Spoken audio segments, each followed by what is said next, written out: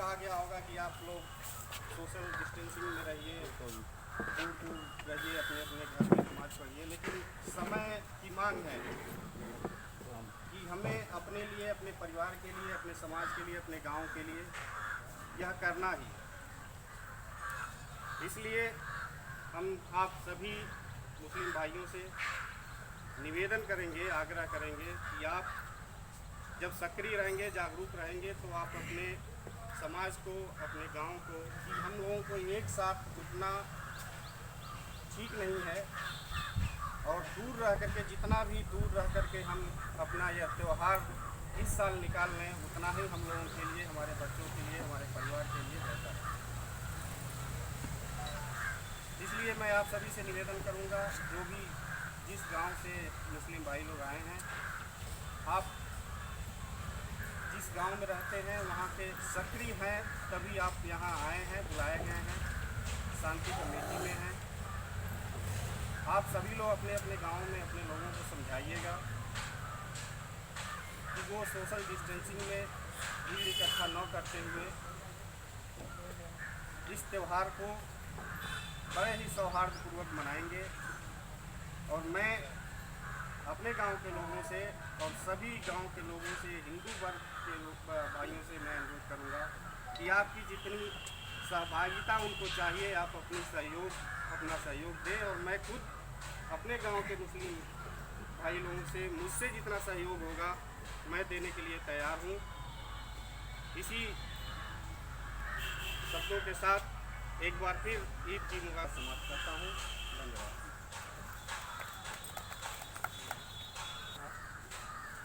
जैसे कि हम लोग ने पिछले शब बरात में भी और इस पूरे रमज़ान में और हर जुम्मे के दिन समझदारी और अक्लमंदी का हम लोग ने जैसे एक मिसाल पेश की है, उसी तरह हम लोग ईद में भी जो भी हुकूमत की जो मंशा है उसको समझते हुए, उसकी गाइडलाइंस को फॉलो करते हुए, उसी तरह हम लोग ईद को भी उसी तरह खुशहाली से जो है हम लोग गुजारें और पूरी तरह से हुकूमत का हम लोग सहयोग करें, जिससे जो है कभी कोई परेशानी इस इलाके में हम लोग जिस तरह से आज तक अमन चैन से रहते आए हैं, हम लोग अमन चैन से खुशहाली से दूसरे के साथ करें। बस इन्हीं संबादों पर मुझे मीटिंग आयोजित की गई है। उपस्थित परम आदरणीय सचिन साहब, डॉक्टर साहब और ग्रामीण अंचल से आए हुए हमारे सभी का यहाँ पर खैर मकदम है, स्वागत है अभिनंदन। बहुत ही महत्वपूर्ण मीटिंग है।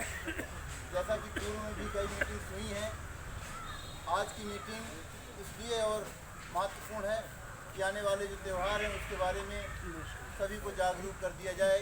शासन के और प्रशासन के जो निर्देश हैं, भारत सरकार और उत्तर प्रदेश सरकार की जो गाइडलाइंस हैं, उसके बारे में आपको अवेयर कर दिया जाए, जागरूक कर दिया जाए। आप सभी अवगत हैं कि कोरोना क्या पूरे विश्व से समाप्त नहीं हुई और लॉकडाउन भी समाप्त नहीं है, तो सभी को लॉकडाउन का पालन करना है। कोई लॉकडाउन में कोई नियमों का परिवर्तन नहीं है, जो पूर्व से नियम है वही नियम है। आप घरों में रहें, सफाई से रहें और सुरक्षित रहें, एकांतवास करें। यही गाइडलाइन में प्रमुखता से यही गाइडलाइन है।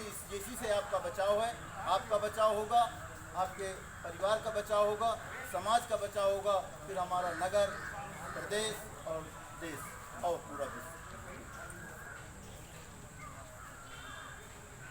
ये जो बीमारी है, आप सभी समझिए कि ज़्यादातर लोगों को इसका एहसास नहीं है। इतनी खतरनाक है कि इससे मानव जीवन भी समाप्त हो सकता है। इसलिए मानव जीवन को बचाने के लिए हम आप सभी का सहयोग बहुत ही अपेक्षित है। सरकार की गाइडलाइन है, उस पर हमको चलना है। आप एक बात और समझ लीजिए, कोई भी फौज कहीं पर विजय कब प्राप्त करती है? विजय प्राप्त करने का क्या तरीका है, क्यों विजय प्राप्त करती है कोई फौज? दो तीन बातें।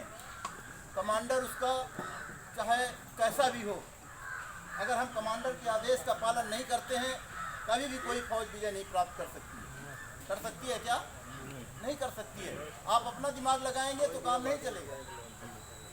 मतलब ये कि एक कमांडर, चाहे वो आप उसको ये कह लें कि वो नाकारा कमांडर है या कितना ही अच्छा कमांडर है, अगर उसने आपको एक योजना बनाई और उस योजना के तहत आपको निर्देश दिया, अगर आप उसका पालन नहीं करते हैं तो कभी भी आपकी विजय नहीं हो सकती।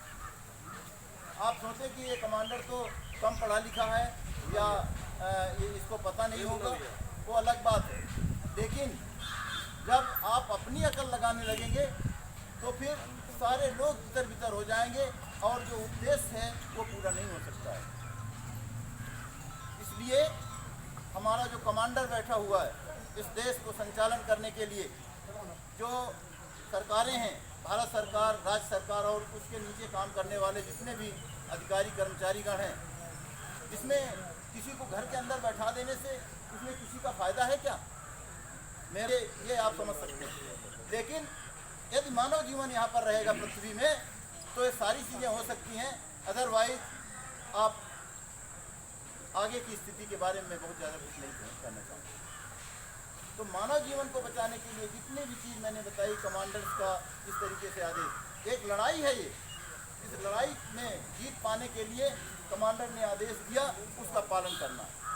यदि आप उसका पालन करते हैं तो हमारी विजय होगी, हम कोरोना को जीतेंगे और हमारा समाज, हमारे ग्रामवासी, हमारे नगरवासी, हमारे देशवासी जिंदा रहेंगे। और फिर हम ईद, बकरीद, मुहर्रम या जो भी त्यौहार है हमारे, दशहरा, दिवाली, होली, रक्षाबंधन सब मनाएंगे।